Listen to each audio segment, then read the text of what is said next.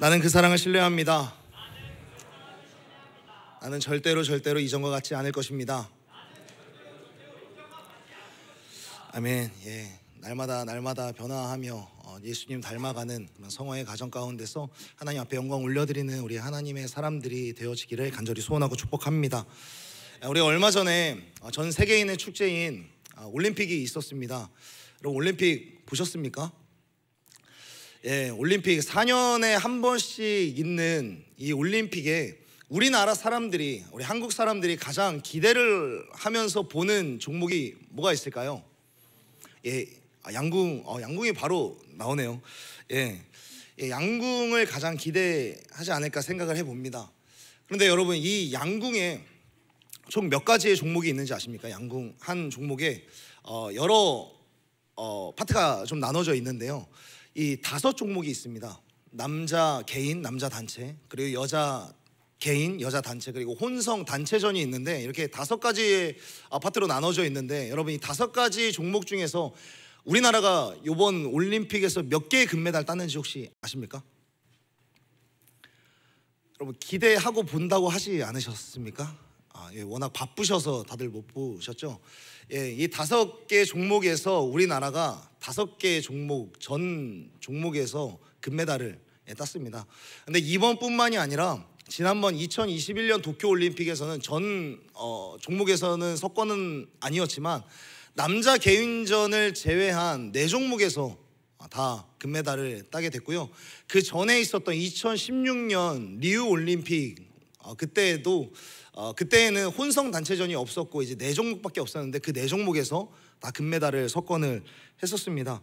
이제 한국 양궁 선수들이 이렇게 화살을 너무 잘 쏘니까 일본의 한 예능 프로그램에서 한국 양궁 선수들을 초청을 해서 실험을 했던 적이 있습니다. 이 양궁 선수들이 도대체 어느 정도로 잘 쏠까, 얼마만큼이나 잘 쏠까 실험을 했는데, 한 양궁 선수가 10점의 관역을 맞추고 이제 그 화살이 직경 한 5mm 정도밖에 되지 않는데 그 안에다가 집어넣는 그런 레벨의 그런 실력을 보여주었던 적이 있습니다. 그러니까 우리나라 선수들이 이렇게 화살을 너무 잘 쏘니까 세계 양궁 협회, 이 협회에서 한국 사람들이 너무 금메달을 독식하는 것 같다. 그래서 우리가 룰을 좀 바꿔보자. 그래서 실내에서 실외로도 바꿔보고 실외에서도 중간에 바람의 기류가 좀 바뀌는 곳, 그런 곳을 찾아서 한번 해보자. 그렇게 해서 한국 선수들을 실험을 해봤는데 한국 양궁 선수들이 원래 10점을 맞추던 그때 7점, 8점 이렇게 맞추는 거죠. 그래서 세계 양궁 협회에서 이 정도면 되겠다, 이 정도면 세계 모든 사람들이 형평성이 좀 맞겠다 생각을 하고 다른 나라 선수들을 실험을 해보니까 우리나라 선수들이 7, 8점 맞으니까 이 사람들이 2점, 3점 이렇게 맞추는 겁니다. 그래서 이것도 안 되겠구나라고 해서 포기를 했던 적이 있는데요. 우리나라 사람들이 이렇게 다른 나라 사람들은 결코 넘을 수 없는 벽과 같이 그런 좋은 실력을 갖고 있는데 이게 도대체 왜 그런 걸까? 한국 사람들이, 한국 양궁 선수들이 왜 이렇게 자꾸 많은 승리를 가져올까? 이렇게 생각을 해보니까 이 위대한 승리의 비결은 다름 아닌 철저한 선발전에 있다라고 결과를 지었습니다.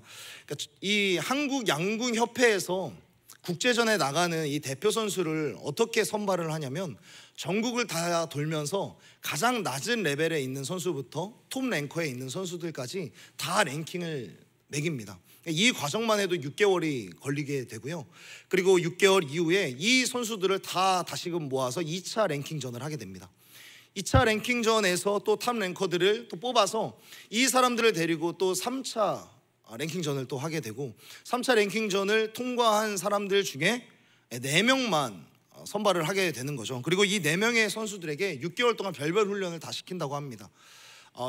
고도의 집중력을 요구하는 이 양궁 특성상 주변이 시끄러우면 안 되는데 헤드셋을 끼워놓고 중간중간에 굉장히 졸린 음악도 틀어놓고 아니면은 공포영화 사운드, 갑자기 깜짝 놀라게 되는 그런 사운드도 좀 틀어놓고 굉장히 시끄러운 락 음악 같은 경우도 틀어놓고 그리고 눈도 가리고 이제 이런 식으로 6개월 동안 훈련을 한다고 합니다. 그래 여러 훈련을 하게 되는데 결국에 이 4명 중에도 6개월이 지난 후에 단 3명만 발탁을 하게 되고 한 명은 떨어지게 되는 그런 과정도 겪는다고 합니다. 왜냐하면 국제전에는 남자 3명, 여자 3명밖에 나가지 못하니까 4명 중에 1명은 떨어뜨리는 거니까 이제 6개월 동안에도 그 안에서 굉장히 치열한 경쟁을 하게 되는 거죠. 그런데 이 상황 속에서 3명이 발탁이 되는데 이 중에서 더 놀라운 것은 이 국가대표로 선발이 된 사람들을 보면 그 전에 정관 예우 같은 건 없습니다. 추천 제도도 없고요. 그리고 그 전에 어떤 누적 포인트 같은 것도 다 필요가 없습니다. 그래서 이번 파리 올림픽에 출전한 6명, 남자 3명, 여자 3명 중에 단 2명만, 남자 2명만 지난번 올림픽에도 출전했던 사람이고 나머지 4명은 이번 올림픽이 처음 출전하는 사람들이었습니다. 하물며 그 이전에 도쿄올림픽에서 모든 종목에서 금메달을 땄던 안산 선수도 이번 올림픽에는 출전하지 못하는, 선발전에서 탈락하는 그런 일들이 일어났었습니다. 이런 류의 국가대표 선발 제도를 갖고 있는 그런 협회가 우리나라의 이 양궁협회가 유일하다고 합니다. 그렇게 엄격한 선발전을 거쳐서, 이런 훈련을 거쳐서 오랜 시간 동안 합숙을 했었던 선수들이기 때문에 그들은 웬만한 시합에 나아가서 결코 실패하는 일이 없다고 이야기를 합니다.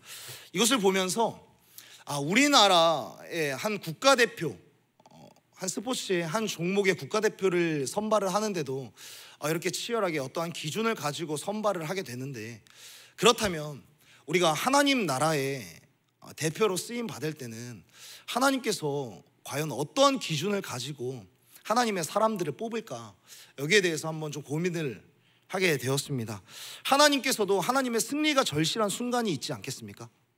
하나님께서도 이 땅 가운데서 반드시 하나님의 영광을 드높여야 되는 그 순간에 하나님께서는 과연 어떤 사람을 사용하셔서 그 사람을 어떻게 기르실까에 대해서 한번 생각을 해 보았던 거죠. 그래서 10점 만점에 10점을 쏘았던 양궁 선수들과 같이 10점 만점에 10점을 던졌던 사람이 누가 있을까 생각을 해보니까 오늘 본문 말씀에 이 사람이 있더라고요. 10점 만점에 10점, 10점을 맞췄었던 그 사람은 다윗과 골리앗의 명사수 다윗이 아닐까 생각을 해봅니다. 하나님께서는 이 다윗을 어떻게 쓰셨는지, 하나님께서는 이 하나님의 대표 선수 그리고 하나님의 승리를 위해 이 예비된 사람을 양육시키고 기르실 때, 훈련시키실 때 어떻게 훈련을 시키셨는지 오늘 본문을 통하여서 우리가 함께 보면서 은혜를 나눠보기를 원합니다. 우리가 먼저 하나님이 쓰시는 사람들의 첫 번째 원리에 대해서 함께 생각해 봤으면 좋겠는데, 우리 34절과 35절을 함께 읽어봤으면 좋겠습니다. 우리 34절과 35절의 말씀 함께 읽겠습니다. 시작. 다윗이 사울에게 말하되 주의 종이 여호와의 양을 지킬 때에 사자나 곰이 와서 양떼에서 새끼를 물어가면 내가 따라가서 그것을 치고 그 입에서 새끼를 건져내었고 그것이 일어나 나를 해하고자 하면 내가 그 수염을 잡고 그것을 쳐 죽였나이다. 아멘. 이제 사울의 이스라엘 군대와 블레셋의 군대가 전쟁을 하게 되었습니다. 그런데 그 곳이 엘라 골짜기라고 하는 이 골짜기였는데, 이곳의 지형이 말 그대로 골짜기였습니다. 이스라엘이 한쪽에 진을 구축하고 있었고 반대편에 블레셋 민족이 블레셋 군대가 진을 좀 치고 있었는데, 반대쪽 진영에서 이쪽 이스라엘 진영으로 오려면은 지금 우리 예배당 가운데 있는 이 중간 통로처럼 굉장히 좁은 통로를 이용해서밖에 오지를 못하는 거죠. 그래서 전면전을 하게 되면 블레셋 군대가 당연히 이기는데 이 좁은 통로를 이용할 수밖에 없으니까 이 사람들이 전면전을 하지를 못하는 거예요. 그래서 블레셋 사람들이 우리가 이제 전면전을 하지는 못하니까 우리가 일기토를 하자. 장수 한 명 대 한 명이 중간에 나와서 거기에서 이기는 나라가 이 통로를 이용해서 건너편으로 건너가는 걸로 하자라고 요청을 합니다. 그런데 전면전을 해도 1대1로 해도 비교적 약세인 이스라엘이 이거를 들어줄 의무는 없는 거죠. 그래서 시간만 계속해서 지연시키고 있는데 결국엔 블레셋의 대표 장군이었던 골리앗이 나와서 이 사람들, 블레셋이 이스라엘 민족들에게 계속해서 도발을 하는 겁니다. 골리앗이 계속해서 도발을 하는데 이스라엘 백성들이 듣기에 곤란한 말들을 계속해서 하는 겁니다. 이 통로를 지나갈 사람을 한 명 데리고 와라. 너희들 중에는 어떤 장수가 없느냐. 뿐만 아니라 너희들 하나님 믿는 그런 백성들 아니냐. 하나님이 너희들 중에 나랑 싸울 그런 장수 한 명 훈련시키지 않았냐. 어떻게 니네 믿는 신이 고작 그거밖에 안 되냐. 계속해서 이스라엘 백성들의 어떤 심기를 계속해서 건드리는 거죠. 계속해서 곤란하게 하는데 이 말조차 이스라엘 백성들이 들을 필요가 없는 거죠. 사람들이 다 귀를 막고 이대로 시간만 지연되면 어차피 블레셋 민족이야.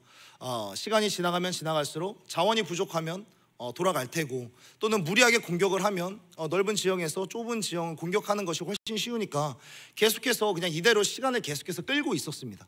그런데 그때 이 이야기들을 골리앗이 내뱉는 이 말들에 살짝 긁히고 있었던 다윗이 그것을 참지 못하고 사울에게 가서 요청을 합니다. 내가 이 전쟁에서 저 블레셋 장수인 이 골리앗을 내가 쓰러뜨려야만 하겠습니다 라고 사울에게 요청을 하게 되는 거죠. 그래서 우리들이 흔히 알고 있는 다윗과 골리앗의 싸움이 시작이 됩니다. 그런데 대부분의 수많은 사람들이 좀 이렇게 생각을 합니다. 물리적으로나 전투에 있어서의 강자는 골리앗, 그리고 이 다윗은 이 골리앗에 비하면 결코 이길 수 없는, 전투력이 미약한 소년이었을 거라고 생각을 하죠. 말 그대로 상대는 장군이었고 백전노장이었습니다. 그리고 싸움터에 잔뼈가 굵었었던 사람이었던 거고, 다윗은 뭐 무명의 용사, 무명의 장수도 아니라 그냥 무명의 목동이었으니까 당연히 그렇게 보일 수 있는 거죠. 그러니까 황산벌의 계백을 젊은 패기의 관창이 뚫어낼 수 없었던 것처럼 다윗 역시 이길 수 없는 그런 싸움인데 하나님께서 기적적으로 역전승을 해 주신 것이다 라고 우리들은 흔히들 생각할 수 있습니다. 그런데 우리들이 한번 생각해 보면, 다윗이 이렇게 압도적인 약자였다면, 다윗이 이렇게 약자였고 이렇게 연약한 소년이었다면 사울이 과연 그를 내보냈을까? 한번 생각해 볼 수 있을 것 같습니다. 사울은 이 열세에 처한 자신의 공경을 하나님을 향한 믿음으로 다윗을 내보낼 수 있을 만큼 이 믿음에 베팅을 할 수 있을 만한 그런 사람이 아니었던 거죠.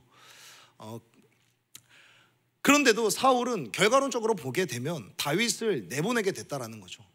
그렇다면 사울은 과연 무슨 근거로 다윗을 그 전쟁터에 내보내게 되었을까? 사울은 다윗을 보고 계속해서 고민을 했을 겁니다. 얘를 내보내도 될까? 안 될까? 여기에서 다윗이 지면, 다윗이 자기가 대표로 나가서 싸운다라고 이야기를 하는데, 여기에서 지면 그래도 이때 당시의 싸움터에서 지금 현재도 전쟁을 하게 되면 국가와 국가 간의 약속이 있는데, 이때에도 마찬가지로 국가 간에 약속을 하고 대표가 나가서 싸움을 했는데, 이 다윗이 지게 되면 말 그대로 우리 민족은 몰살을 당하게 되는데 괜찮을까? 사울도 생각을 했을 겁니다. 그런데 사울은 앞서 말씀드렸다시피 이런 무모한 도전을 할 만한 사람이 아니었던 것이죠. 그런데도 불구하고 사울이 이 다윗을 국가대표로 선발을 한 이유가 무엇일까? 그래서 한번 생각해 보면 사실 다윗이 골리앗을 이긴 것보다 훨씬 더 큰 기적은 사울이 다윗을 이 전쟁터에 내보낸 게 훨씬 더 큰 기적이라고 우리들은 좀 생각해 볼 수 있을 것 같습니다. 그래서 일단 사울은 다윗에게 이야기를 하죠. 저 블레셋 사람이 지금 저렇게 봐라, 피지컬도 어마어마하고 지금 갑옷을 입은 것도 네가 도저히 달려들어서 네가 해볼 만한 상황이 아니다 라고 이야기를 하면서, 너는 아직 어린 목동에 불과하지 않느냐 라고 이야기를 할 때 다윗은 이야기를 하는 거죠. 제가 어렸을 때 곰과 사자와 싸워서 이긴 적이 있습니다. 그리고 오늘 본문에는 나오지 않지만 다른 사본들과 여러 가지 문헌들을 살펴보게 되면 이때 사울에게 검증하는 과정으로 자기가 지금까지 잡았었던 사자의 가죽들, 그리고 곰의 가죽들까지도 보여주면서 검증의 과정을 했다라는 그런 기록들이 좀 있는데요. 그러니까 이것들을 보여주면서 저는 곰이나 사자랑도 싸워서 그들을 물리칠 수 있었던 그런 이력이 있고, 그렇기 때문에 저를 출전시켜도 손해보지는 않을 것입니다 라고 이야기를 하는 것이죠. 그러니까 우리들은 이 구절을 보면서 하나님이 쓰시는 사람, 사실 사울은 그냥 일반적으로라면, 사울이었다면 다윗을 결코 내보낼 수 없습니다. 그런데 결과적으로 보면은 다윗이 나가게 되었던 것이죠. 저는 이 부분에 대해서 하나님의 손길이 개입했다라고 저는 믿게 되는 것이고요. 그렇다면 하나님께서 쓰시는 사람, 이 다윗을 왜 썼을까? 하나님께서 쓰시는 사람의 이 첫 번째 원리를 오늘 이 본문을 말씀을 통해서 우리들은 확인해 볼 수 있는데, 그것이 뭐냐면 주어진 삶에 충실한 사람을 사용하는 것을 우리들은 확인할 수 있는 겁니다. 하나님께서 쓰시는 사람 첫 번째 특징은 무엇인가? 주어진 삶에 충실한 사람을 하나님께서는 사용하시는 겁니다. 여러분, 다윗의 시대에는 많은 목동들이 있었습니다. 이스라엘 사람들이 대부분 양을 치거나 염소를 기르면서, 그리고 소를 기르면서 살아갔었던 시대였기 때문에 목동이라는 것은 굉장히 익숙한 직업이었습니다. 그런데 그런 사회였을지라도 지금 다윗이 만났다고 이야기를 하는 곰, 사자, 여러분, 이런 사회라고 할지라도 사람이 지나다니면서 곰이랑 사자를 만나는 경우가 얼마나 될까요? 그 확률이 얼마나 될까요? 랄프 클레인이라고 하는 사람이 다윗 당시의 곰의 개체수에 대해서 연구를 하게 됐는데, 이때 곰의 개체수, 이스라엘 영토 내에 있었던 곰의 개체수가 50마리 정도밖에 되지 않았다라고 이야기를 합니다. 50마리면 어느 정도냐면 우리나라 지리산에서 서식하는 반달곰이 지리산에서 50마리 정도 서식한다라고 이야기를 합니다. 그러니까 지금 이 시대에서 지나다니다가 곰을 만날 확률이나 지금 이 성경 본문 말씀에서 다윗이 만날 확률이나 똑같은 거예요. 여러분, 혹시 여러분들 주위에 나 지나가면서 나 산 가서 곰 봤어 라고 말하는 친구 혹시 있으십니까? 좋잖아, 이러면 안 돼. 이러면 곤란해져. 다니면서 곰을 만나는 경우들이 그렇게 흔치 않습니다. 좋잖아, 그렇게 잘 못 만나. 곰을 잘 못 만나니까 곰도 사실 잘 만나는 확률이 굉장히 적고요, 지나다니면서 사자를 만나는 경우도 훨씬 더 확률이 적은 거죠. 그런데 오늘 다윗이 이야기를 하는 다윗의 지나간 시간들은 어떤 시간들을 겪은 겁니까? 곰도 만나고 사자도 만난 겁니다. 다윗은 목동 중에 거의 없는 일인 사자와 곰을 한꺼번에, 한 번에는 아니었겠죠. 그런데 곰도 만나고 사자도 만났었던 그런 시간들을 겪게 되었던 거죠. 골리앗이 그의 나라에서 싸움에서 이길 때마다 승리하고 칭송을 받고 위대한 장수로 영광을 쌓는 동안에 다윗은 풀밭에서, 광야에서 양 치면서, 양똥 치우면서 목동으로 자랐는데, 거기에서 설상가상 사자도 만나고 곰도 만나는 겁니다. 여러분, 이런 상황을 맞닥뜨리는 다윗은 어떤 말이 먼저 좀 떠오르게 될까요?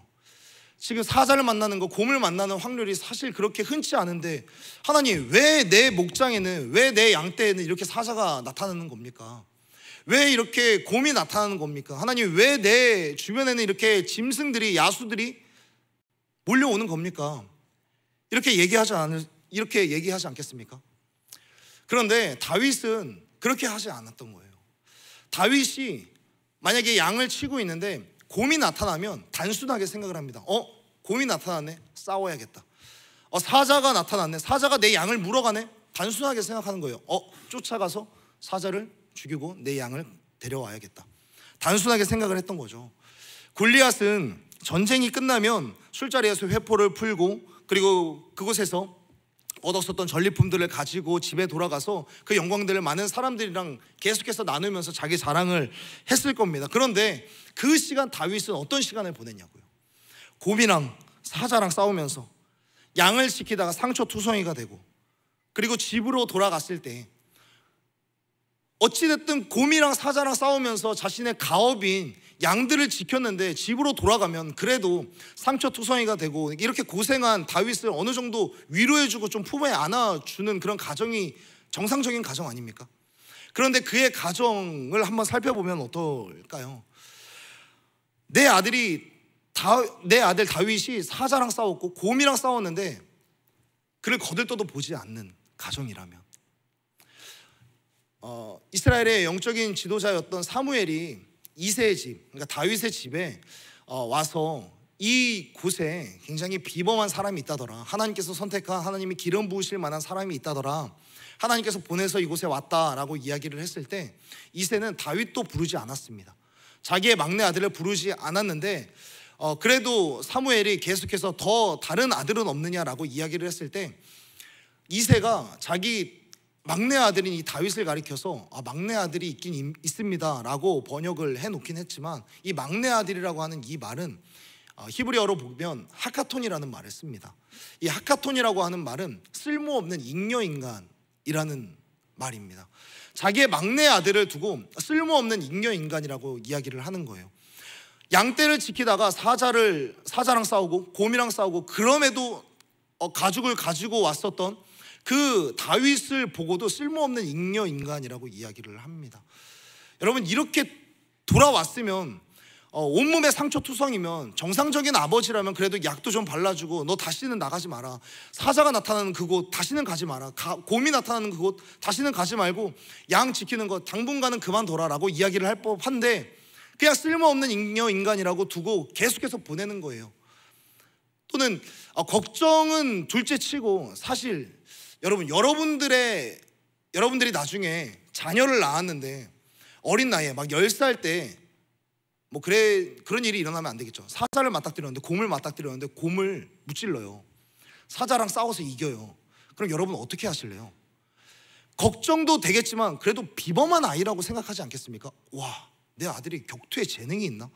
그래서 UFC에 막 유학 보내고 제2의 김동현, 정찬성 막 이런 걸 생각하면서 막 머리가 복잡해지지 않겠어요? 뭔가 비범하구나 라고 관심도 가질 법한데, 이 세대는 그렇게 하지 않는 거죠. 그런데 이러한 상처를 안고 있는데 거들떠도 보지 않는, 나를 거들떠도 보지 않고 내 상처에는 아무런 관심이 없는 자기의 아버지를 두고, 어떻게 보면 원망할 법도 한데, 이 다윗은 성경 전체를 둘러봐도 가끔씩 하나님을 향하여서 원망을 하는데 자기 가족들에 대해서는 원망을 하지 않아요. 아버지에 대해서는 원망을 하지 않는다는 거예요. 다윗은 그렇게 하지 않아요. 그리고 나서 다윗은 그런 일을 당할지라도 그 다음날 다윗은 뭘 했을까요? 내가 사자를 무찌르고 곰을 무찌르고 집으로 돌아온 그 다음날 또다시 양을 치러 갔을 겁니다. 왜냐하면 하나님께서 주어주신 그 자리, 그 삶은 바로 그곳이었기 때문에 다윗은 그곳에 여전히 또 다시 갔을 겁니다. 그 자리만이 자기에게 주어진 삶이라고 믿었기 때문에 끊임없이 목동의 자리, 자기가 양치는 그 자리로 계속해서 나아갔다라는 것이죠.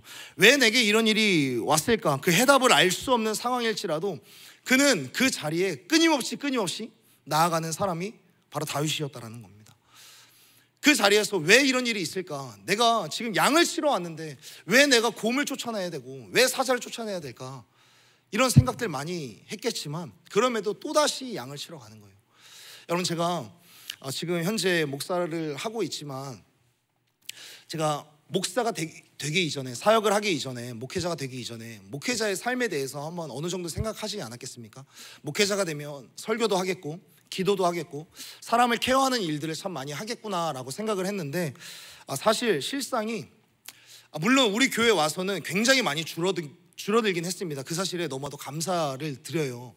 뭐냐면 목사는 됐는데 대부분의 시간이 수련회를 하게 되면 수련회 가서 어떤 레크레이션 해야 되지? 이걸 고민하고 있는 거예요. 우리 청년들이, 우리 학생들이, 우리 아이들이 뭘 좋아할까? 예능 프로그램 뒤적거리고 있고, 그리고 스케치북 사가지고 스케치북에다가 막 정답 적고 있고, 이거 보면서 애들 재밌겠지 혼자 희덕거리고 있고, 이런 시간들을 보내고 있고, 어떤 단체 티를 맞추려고 하면 단체 티 그냥 맞추면 되는데 핫핑크를 하니 블랙을 하니 화이트를 하니 네이비를 하느니 어떤 반팔을 하니 긴팔을 하니 바지도 하면 반바지를 하느니 반바지에다가 속바지를 하느니 이런 거 고민을 하고 있더라고요. 수련회를 간다고 하더라도 수련회를 전참이니 부분참이니 셔틀을 하면 셔틀을 어디다가 해야 되니 셔틀을 어디 장소로 픽스를 해야 되니 몇 시까지 나와야 되니 이런 것들을 생각을 하고 있고, 복사기 앞에서 수많은 복사지를 계속해서 프린트물 해야 되고 복사를 하고 그런 업무들을 계속해서 하게 되는데, 또 정해진 폼에다가 문서 작업을 계속해서 해놓고 하루 종일 한글 파일을 켜놓고 문서 작성만 하는데 시간이 대부분 흘러가는 거예요. 목회자의 삶이 이런 건가? 설교하고 기도하고 좀 신방하면서 성도들, 우리 청년들, 우리 아이들을 계속해서 케어하는 게 목회자의 삶이 아닌가? 그러면서도 내게 맡겨진 업무들을 열심히 하려고는 하지만 제가 성향인지라 그렇게 꼼꼼한 성격은 아니라서 오타도 너무나도 많이 있는 거예요. 그러니까 지난 세월 동안 오타 계속해서 보여지고, 그러면 윗 상사에게 혼나고 핀잔 듣게 되고, 그런 시간들이 계속해서 지나면서 조금 나아져야 되는데, 좀 달라져야 되는데 그게 조금 더 나아지지 않는 거죠. 그러면서 시간이 지날수록 스스로 그런 생각을 좀 했던 것 같아요. 나는 왜 이렇게 달라지는 게 없을까? 그러면서 제 스스로 피하기 좋은 구실들을 하나씩 생각을 하게 되는데, 이런 달콤한 유혹이 좀 들려오더라고요. 본질과 비본질을 무조건적으로 나누는 그런 시도를 하게 되는 걸 느꼈습니다. 무슨 말이냐면 목회자의 본질적인 사역들은 뭘까? 지금 이런 업무는 본질적인 사역이 아닐 거야. 비본질적인 사역이니까 내가 좀 대충 해야지. 뭐 오타 좀 나면 어때? 이런 생각들. 반팔티를 고르면 아무거나 고르면 어때? 상관없지. 미스 프린팅 되면 어때? 이런 생각들. 여러분, 그런데 다윗의 인생에서 곰 쫓고 사자를 쫓고 그러면서 집에 돌아오는 것, 그것들을 얼마나 본질적인 일로 여겼을까요? 얼마나 본질적인 일로 여겨서 목숨 걸고 그들이랑 싸웠을까요? 또는 그 일을 행하고 돌아왔을 때 가족들이 아무도 알아주지 않을 때 그 소년 다윗이 내가 목동으로서 지금 본질적인 일을 하고 있는 건가? 이렇게 고민하는 시간이 과연 있었을까요? 근데 본질적인 일, 비본질적인 일, 그냥 그런 것들을 나누지 않고 그냥 주어진 삶에 최선을 다하면서 하루하루를 살아갔었던 겁니다. 외로운 일이 있죠. 집에 돌아왔는데 아무도 알아주지 않는 그 외로운 방 안에서 혼자 눈물을 삼키면서 눈물을 흘리면서 시간을 보내겠지만, 그럼에도 내게 주어진 삶이 거기에 있기 때문에 자기의 삶에 최선을 다하면서 하루하루를 살아갔었던 사람이 다윗이었던 겁니다.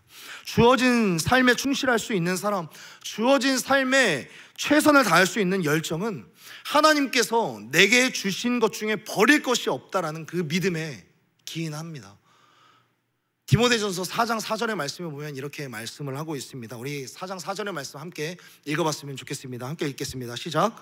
하나님께서 지으신 모든 것이 선함에 감사함으로 받으면 버릴 것이 없나니.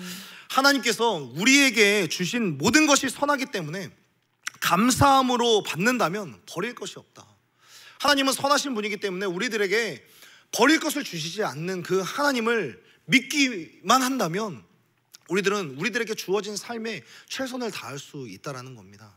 사랑하는 여러분, 우리라면 사자와 곰과 싸우고 상처투성이가 되어서 집에 돌아온 날 아무도 나를 알아주지 않을 때 우리들은 당연히 슬플 겁니다. 그러면서 하나님, 왜 제게 자꾸 사자를 보내십니까? 왜 자꾸 곰을 보내십니까? 왜 저를 이런 가족들 사이에 두신 겁니까? 우리들은 이렇게 이야기를 하지 않겠습니까? 그러나 사자가 나타날 때마다, 곰이 나타날 때마다 다윗은 돌팔매질을 했고, 돌팔매질을 했었던 다윗은 훗날 오늘 본문 말씀에 골리앗 앞에 섰을 때 당연히 이길 수밖에 없는 상황이 된 겁니다. 무슨 말이냐면 곰을 상대했었던 다윗이 곰을 향하여서, 사자를 향하여서 돌을 던졌었던 그 다윗이 멈춰있는 그 골리앗이 얼마나 느리게 보였겠냐는 거예요. 여러분, 곰이 빠르면 얼마나 빠르겠냐라고 생각을 하겠지만 우리나라의 우화적 표현 중에 가장 잘못된 표현이 미령곰탱이라는 표현이 아닐까 생각을 해봅니다. 여러분, 곰의 가장 빠른 최고 시속은 48km로 달린다라고 이야기를 해요. 우리 전 세계적으로 가장 빠른 속력을 냈었던 사람, 우사인 볼트라고 하는 사람이 100m 9초 58로 끊을 때 최고 시속이 44km였다라고 이야기를 합니다. 그러니까 이 우사인 볼트가 최상의 컨디션에서 도망쳐도 곰의 소나기에서는 벗어날 수가 없는 겁니다. 그러니까 어떤 인터넷 질문지에서는 이런 글도 있더라고요. 곰이 나타나면 어떻게 해야 되나요? 답변이 이런 겁니다. 눈과 눈 사이의 미간을 정확히 조준해서 한 대 치세요. 그러면 사나 이제 추가 답변으로 이렇게 이야기를 하는데 추가 답변으로 이렇게 이야기를 합니다. 아니요, 어차피 죽습니다. 어차피 죽을 거 한 방 날리고 죽으세요. 우리 인터넷 유튜버인 제가 굉장히 좋아하는 유튜버인데 우리 말왕 형님께서 계속해서 좀 이런 이야기를 해요. 맹수가 독수리가 달려들 때 손 하나 내주고 물었을 때 여기 얼굴 치면 된다. 여러분, 안 됩니다. 사자랑 곰이 우리들은 그런 이야기도 하죠. 곰 앞에 있을 때 우리가 죽은 척하면 된다라고 이야기를 하는데, 곰이 죽었나 살았나 확인해 보려고 툭툭 치는 거에 우리들은 죽을 수도 있거든요. 그러니까 이렇게 강하고 이렇게 빠른 곰을 앞에다가 두고 싸웠었던 이 다윗이, 그 자리에서 충실했었던 그 다윗이 훗날에 이 골리앗 중장비를 다 뒤집어 쓰고 뭐 힘이 셌긴 하겠지만 결코 곰보다 세진 않았거든요. 그러니까 이 골리앗을 보고 얼마나 정지해 있는 관역처럼 보였겠냐는 겁니다. 골리앗을 쓰러뜨렸을 때에야 그는 자신에게 주어졌었던 이 사자와 곰의 순간들의 이유를 발견할 수 있었을 겁니다. 내 인생에서 여러분들에게도 사자와 같은 순간, 곰이 들이닥치는 것만 같은 그런 순간들이 있을 겁니다. 그러면서 우리들은 당연히 외칠 수밖에 없겠죠. 왜 내게 사자를 보내십니까? 왜 내게 미친 왕 사울을 보내신 것이고 왜 내게 이런 곰과 같은 상황을 보내신 겁니까? 이렇게 이야기를 할 수 있겠지만 하나님께서는 분명히 이렇게 말씀하실 줄로 믿어요. 언젠가 골리앗을 이기기 위해서는 그 곰과 그 사자와 싸워야만 한다. 지금 그 사자와 지금 그 곰과 싸워서 승리해야만 한다. 이것은 너의 인생에 있어서 꼭 필요한 모의 훈련이다 라고 하나님께서 말씀하시는 겁니다. 다윗이 양을 지키는 목자로서 목숨을 걸고 싸우고 애쓴 그런 결과로 얻어진 부산물이 고작 물맷돌밖에 되지 않습니다. 그런데 이 물맷돌로 훗날 골리앗을 쓰러뜨린 거죠.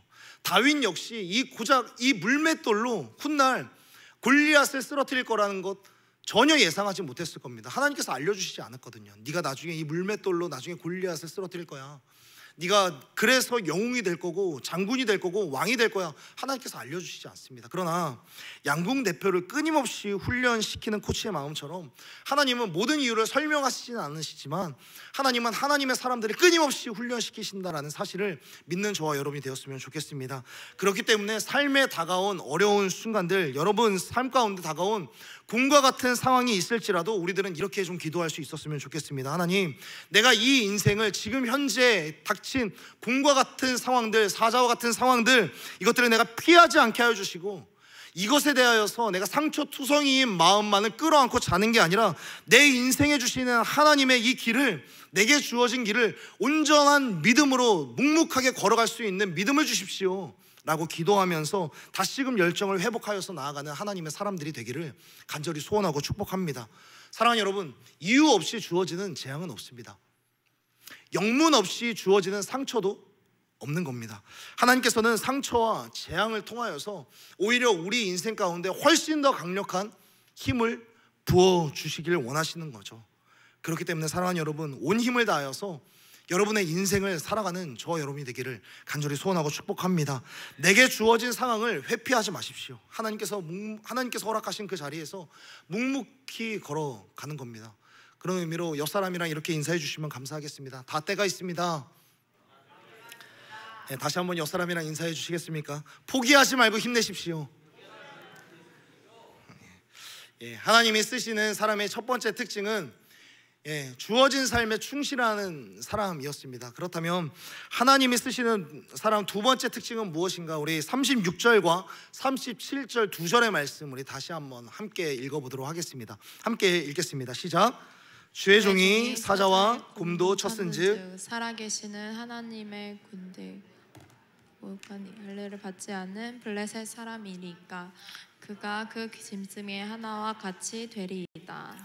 또 다윗이 이르되 여호와께서 나를 사자의 발톱과 곰의 발톱에서 건져내셨은즉 나를 이 블레셋 사람의 손에서도 건져내시리이다.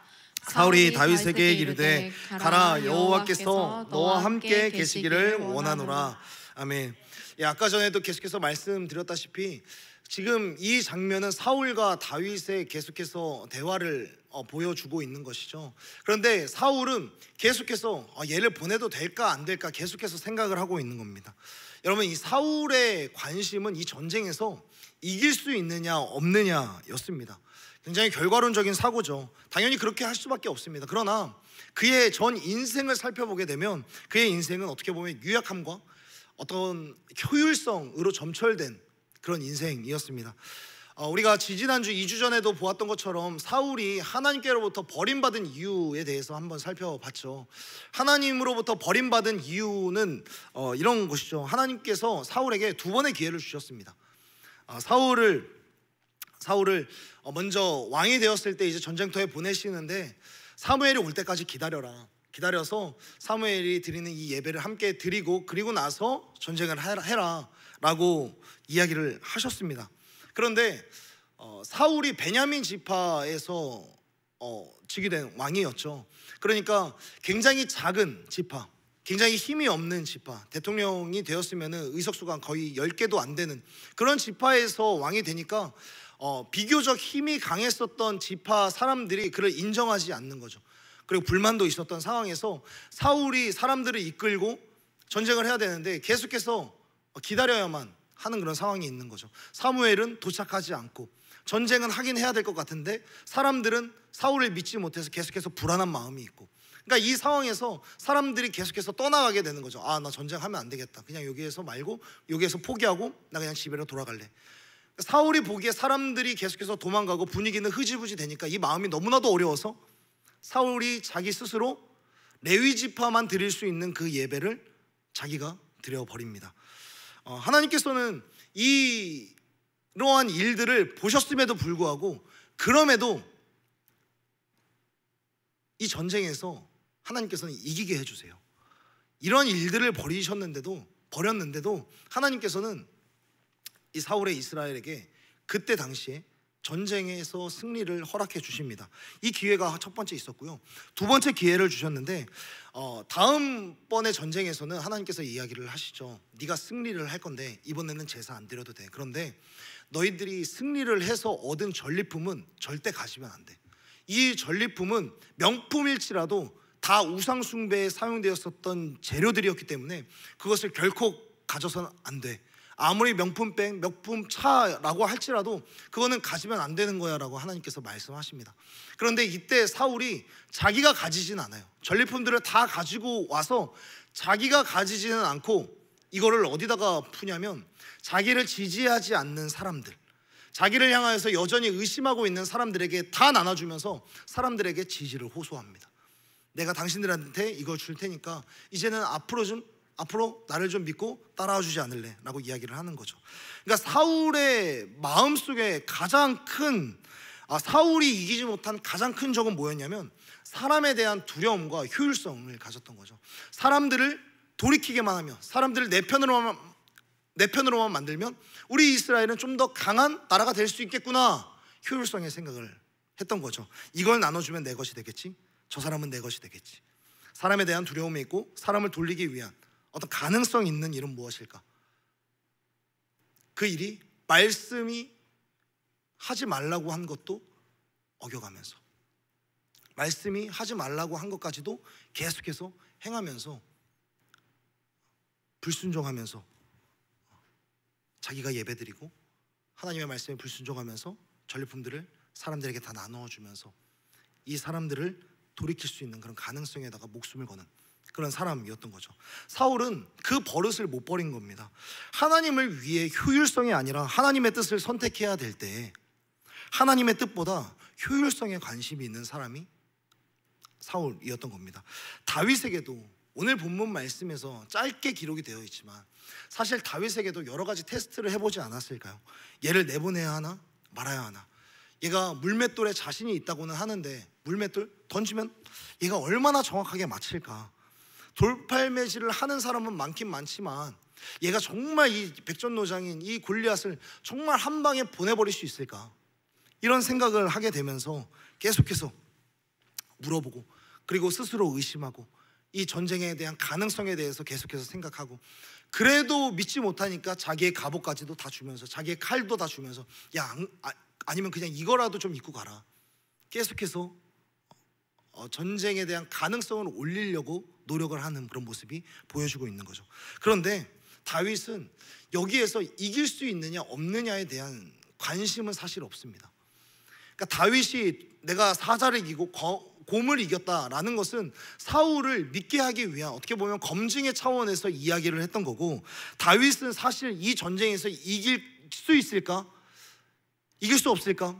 사실 이기고 지고를 떠나서 36절에서 말하고 있는 게 그의 주된 관심사였어요.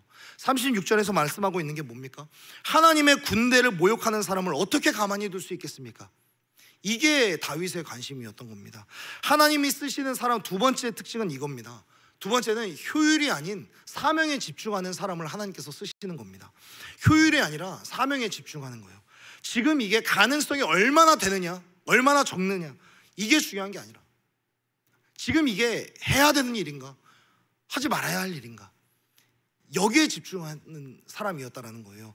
이걸 지금 하면 내 마음이 어려운가 안 어려운가 이게 아니라, 이걸 하면 사람들이 알아주느냐 알아주지 않느냐 이게 아니라, 이걸 하면 나에게 이익이 있느냐 없느냐 이게 아니라, 이걸 지금 내가 해야 되는 일이냐 아니냐, 지금 이 일을 하나님께서 원하시느냐 원하시지 않느냐, 하나님이 원하시면 하는 겁니다.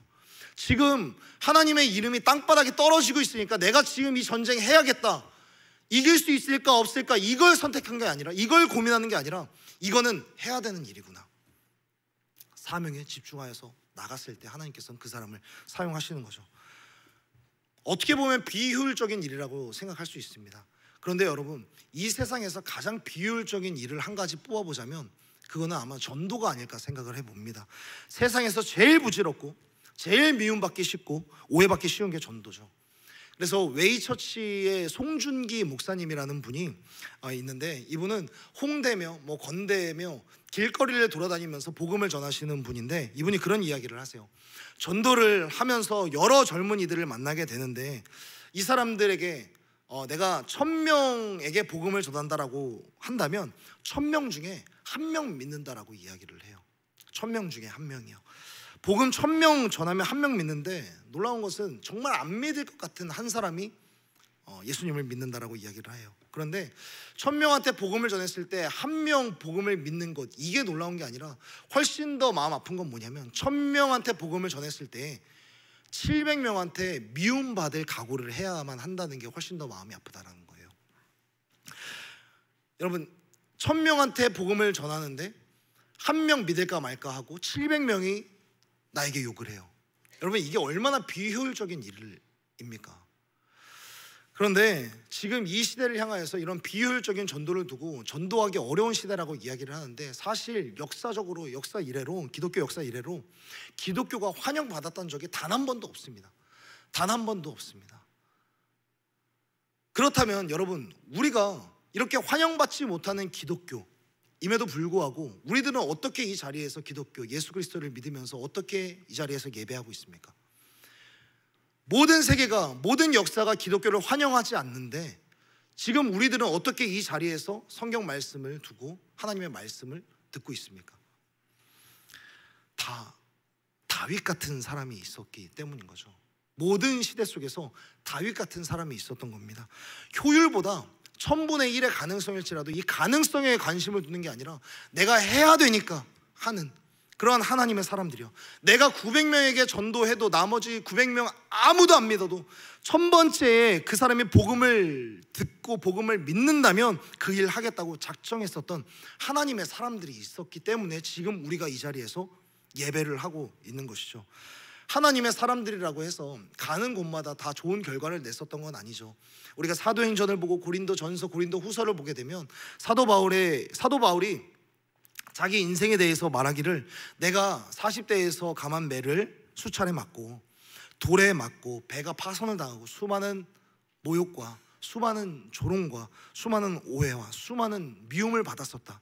그럼에도 불구하고 이 길을 간 것은 무엇이라고 이야기를 하냐면, 하나님께서 내게 주신 사명의 길이기 때문에 내가 이 길을 갔다라고 이야기를 합니다. 사랑하는 여러분, 여러분에게는 효율을 따지지 않고 선택할 만한 사명이 있습니까? 사명의 자리가 여러분들에게는 있으십니까? 사람은요, 여러분, 사명이 없이는 결코 행복할 수가 없습니다. 사명이 없이는 결코 행복할 수가 없어요.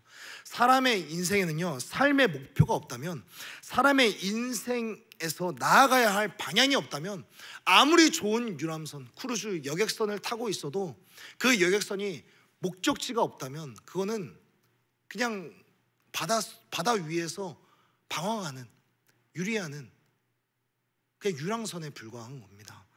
잠언 29장 18절에서는 이렇게 말씀합니다. 묵시가 없으면 백성이 방자히 행하거니와. 묵시가 없으면, 여기에서 묵시는 사명, 비전을 이야기를 합니다. 이 비전이 없으면 백성들이 길을 잃고 방자히 행한다 라고 이야기를 하고 있습니다. 사람은 비전이 없으면 반드시 부패되어 있기 마련입니다. 내 인생에 자꾸 잘못된 중독이 찾아오는 것, 내 인생에 자꾸 분노가 치밀어 오르는 것, 내 안에서 계속해서 우울의 중독이 끊어지지 않는 것, 왜 그런가? 내 인생에 효율을 따지지 않고 걸만한 사명이 없기 때문입니다. 그렇기 때문에 사랑하는 여러분, 이 사명의 자리를 반드시 발견할 수 있는 저와 여러분이 되기를 간절히 소원하고 축복합니다. 다윗은 자기 인생에 어떤 온전하고 또 분명한 사명을 발견했었던 것은 아니지만 딱 하나 그의 인생에서 분명했던 것이 있습니다. 그것은 뭐냐면 하나님의 이름이 땅에 떨어지는 것만큼 나를 불안하게 하는 건 없다라는 거예요.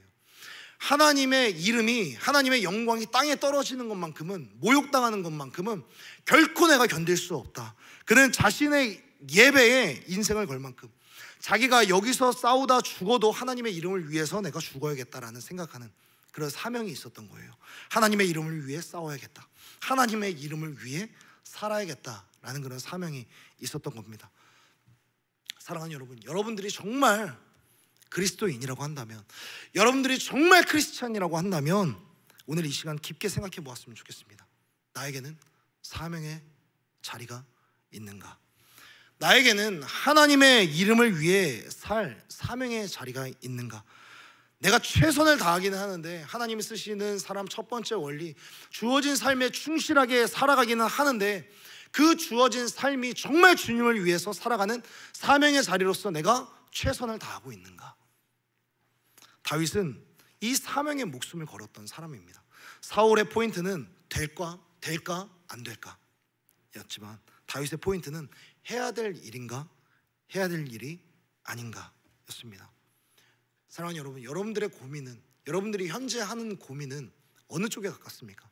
사울의 고민, 가능할까 가능하지 않을까, 이 고민을 하고 있습니까? 아니면 다윗처럼 이게 해야 될 일인가 해야 될 일이 아닌가, 여기에 고민을 하고 있습니까? 만약 우리가 사명에 집중하게 된다면 하나님께서는 반드시 우리가 가야 할 길을 밝히 비춰주실 줄로 믿습니다. 말씀을 정리하겠습니다. 다윗은 자기의 자리, 목동의 자리를 누구보다도 잘 지키는 사람이었습니다. 양을 치는 것, 이게 문제가 아니라 양을 지키는 자리, 그냥 목동이라는 이 자리에 충실했었던 사람입니다. 내가 오늘 곰을 만나도, 내일 다시 한번 사자를 만나도 그럼에도 불구하고 또다시 양을 치러 가는 사람, 양을 지키러 가는 사람, 주어진 일에 충실하며 그 자리를 지키는 사람, 그 자리에 충실한 사람, 하나님은 그러한 사람을 사용하시는 것입니다. 그렇게 광야에서 양을 지키기 위해 곰과 사자를 무찌르며 단련한 이 물맷돌은 결국 위대한 승리를 가져오는 그에게 있어서 가장 큰 무기가 되었습니다. 여러분들의 인생 가운데 그런 시간이 있지 않을까 생각을 해봐요.